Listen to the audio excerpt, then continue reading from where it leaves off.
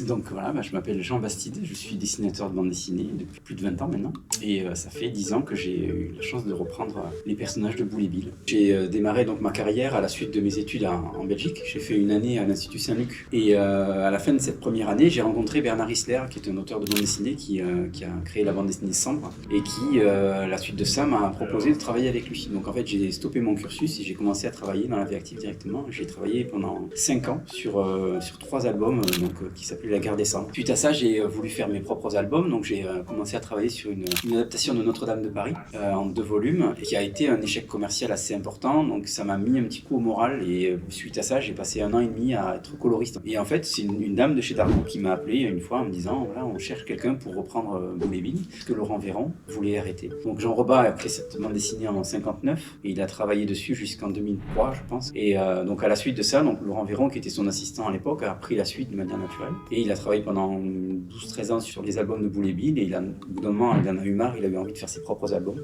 Et c'est là que j'interviens. On m'a proposé de faire un essai sur un nouvel album. J'étais pas le premier. Ce qui m'a valu d'être pris, c'est que comme j'étais vraiment issu d'une veine qui était très différente, j'ai dû vraiment mettre des albums à côté et puis vraiment copier, parce que j'avais pas du tout cette science de la bande dessinée gros nez. Donc au départ, c'est vraiment de la copie pour moi. Donc ce qui a fait que, à mon avis, j'ai été sélectionné, c'est que ça ressemblait plus que les autres à du Rouba, puisque je m'acharnais à essayer de copier le style, que ne faisaient pas mes prédécesseurs, qui étaient dans le registre de l'humour et qui faisaient ça avec leur propre style. Mais comme c'était différent du matériau d'origine, ça a penché en ma faveur.